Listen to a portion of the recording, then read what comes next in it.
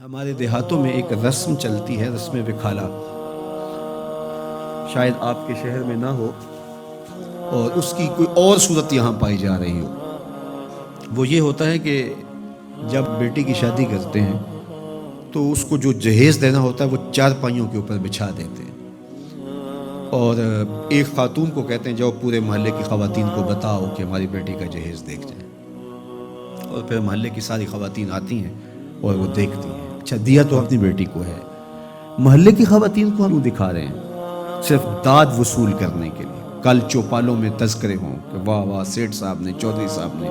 خان صاحب نے، ملک صاحب نے کمال کر دی۔ چوپالوں پہ، بیٹھکوں میں باتیں ہوں، تندور پہ باتیں ہوں کہ واہ واہ کمال کر دی، فلاں خاتون نے تو حد کر دی، تم نے داد وصول کر لی، لوگوں نے بھی واہ واہ کہہ لیا، لیکن تم نے یہ نہ سوچا کہ تمہاری بیٹی کا جہیز دیکھنے کے لیے یتیم بچیاں بھی آئی، اس مزدور کی بیٹی بھی آئی جو بڑھاپے کے باوجود کلی والا ڈبہ اٹھا کے مزدوروں والے اڈے پہ بیٹھ جاتا ہے، اور اس کو بوڑھا سمجھ کے کوئی قبول نہیں کرتا، اور جوں جوں دھوپ چمکتی جاتی ہے اور دن چڑھتا جاتا ہے تو اس کا دل ڈول رہا ہوتا ہے، اور وہ آنے والوں سے چمٹ کے کہتا ہے مجھے 20 روپے 50 روپے کم دے دینا، مجھے لے جاؤ، لیکن اسے کمزور سمجھ کے کوئی ساتھ لے جانے کے لیے تیار نہیں ہوتا۔ تو پھر جب وہ ہاتھ میں ڈبہ اٹھائے واپس جاتا ہے تو کوئی جانتا ہے اس کے قدم کتنے بوجھل ہوتے ہیں؟ گھر کی دہلیز عبور کرنا پل صراط عبور کرنے کے مترادف ہوتا ہے اس کے لیے، اور اس کی بیٹیاں جو گھر میں دہلیز پہ بوڑھی ہو رہی ہیں اور انہیں صرف اس لیے قبول نہیں کیا جا رہا کہ وہ غریب کی بیٹیاں ہیں، جب اپنے باپ کو خالی آج بھی مزدوری کے بغیر آتا ہوا دیکھتی ہیں تو کوئی ان کے اندر کی گھٹن اور بے چینی کا اندازہ کر سکتا ہے؟ کوئی پیمانہ ہے آپ کے پاس جو اس کے درد کو ناپ سکے؟ تمہاری بیٹی کا جہیز اس مزدور کی بیٹیاں بھی دیکھنے آئیں، تم نے تو داد وصول کر لی، لیکن جو زخم ان کے کلیجے پہ لگے اس کا مداوا کس کے پاس ہے؟ تارا ٹوٹتا سب نے دیکھا، یہ نہ دیکھا ایک نے بھی، کس کی آنکھ سے آنسو ٹپکا، کس کا سہارا چھوٹ گیا۔ تو میرے حضور تو کس قدر نزاکت قلبیہ کا لحاظ رکھنے کی تلقین کرتے ہیں کہ اپنے گوشت کی خوشبو سے غریب ہمسائے کو بھی تکلیف نہ دو۔ سید سلیم گیلانی نے لکھا تھا کہ امیر آدمی آسائش نہ چھوڑیں، نمائش چھوڑ دیں تو غریبوں کی جان سوکھی ہو سکتی ہے، لیکن ہم اپنا طرز عمل بدلنے کے لیے تیار نہیں ہوتے ہیں۔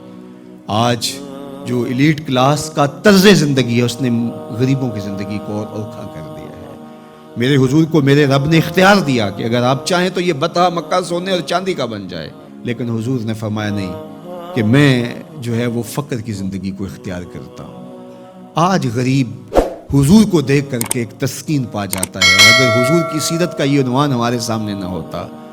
تو پھر بتائیے آج غریب کے لیے جائے امان کہاں ہوتی؟ میرے حضور نے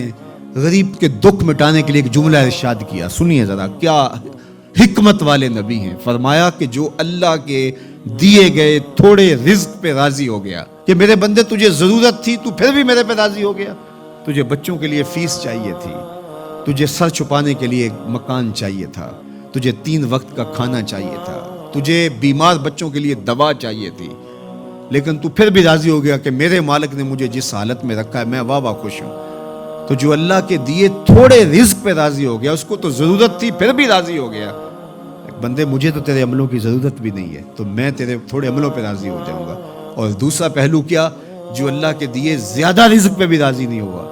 ہر وقت ناشکری ناشکری ناشکری، تو پھر وہ دیکھے کہ قیامت کے دن اس کو کتنے سخت حساب سے گزرنا ہوگا۔ وہ لوگ جن کے ہاں آخرت کا تصور نہیں ہے،